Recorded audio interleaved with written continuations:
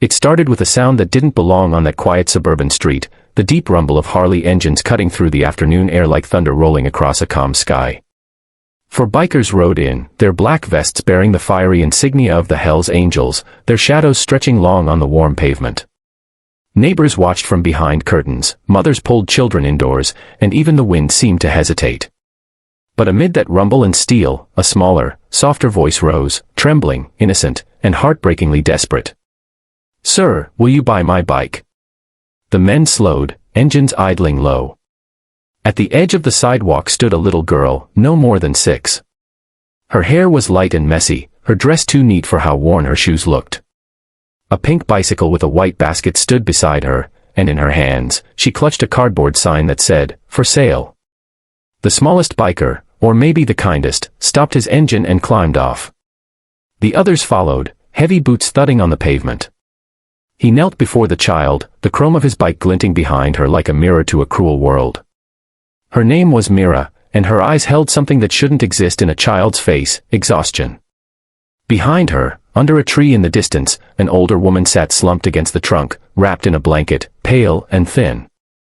The biker's throat tightened as Mira spoke again, clutching her sign a little tighter. "Please, sir. Mommy hasn't eaten in 2 days. If you believe in kindness, in second chances, in standing up when the world turns away, please, take a moment to like, comment, share, and subscribe to Kindness Corner." Stories like this one remind us that compassion can still change everything. The biker's name was Ryder. His brothers called him Wolf, but the nickname never really fit. Beneath the tattoos and leather was a man who had lost more than most people could imagine, a father who'd walked away, a son who never came home, and a faith in the world that he thought was long gone. But that day, kneeling on that hot pavement, he felt something stir again. He asked her softly what she meant, and between halting breaths and tiny tears, Mira told him everything. Her mother, Clara, had worked at a local catering company owned by a man everyone in town respected, Mr. Hensley, the CEO who smiled on magazine covers and donated to charities for the cameras. When the company downsized, Clara was among those fired. She pleaded with him, begged to keep her job just a few weeks longer so she could feed her daughter.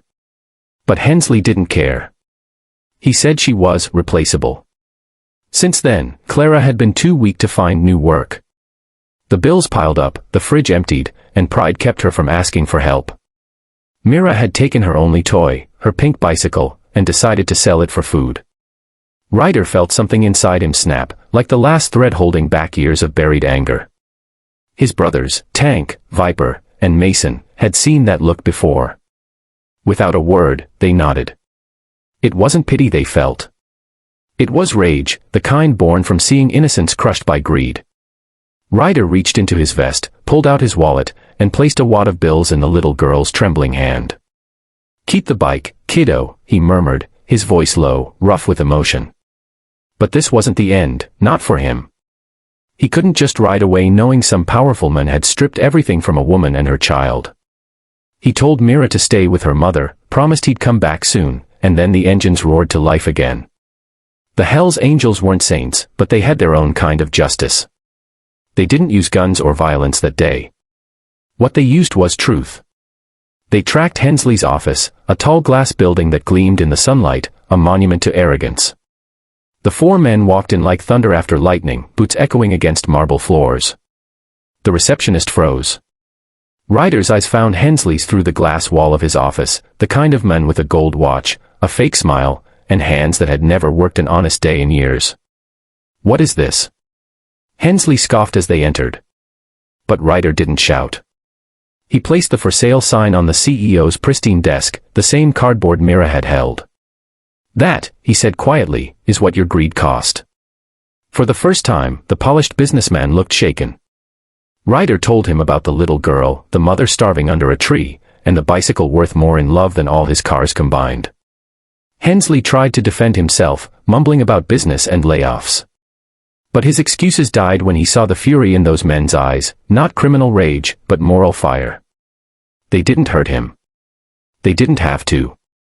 Instead, Ryder leaned close and said, "You don't get to buy forgiveness.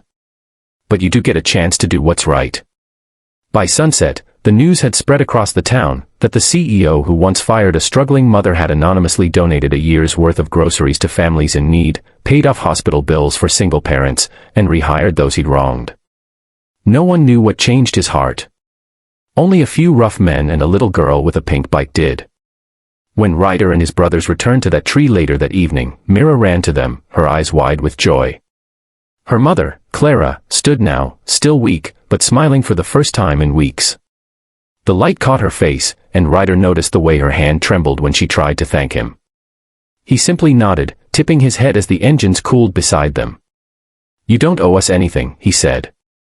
"Just promise you'll never give up." They shared bread that night, the bikers, the woman, and the little girl who'd sold her bike not for toys, but for love. The sunset painted gold across the chrome, the grass, and the cardboard sign that now lay folded in Myra's lap. For a moment, the world didn't seem so broken anymore. If this story has touched your heart, if it reminded you that compassion can come from the most unexpected places, please take a second to like, share, comment, and subscribe to Kindness Corner. Every click helps stories of real kindness reach those who need hope the most. And before we end, tell us in the comments below, what would you have done if you were in Ryder's place?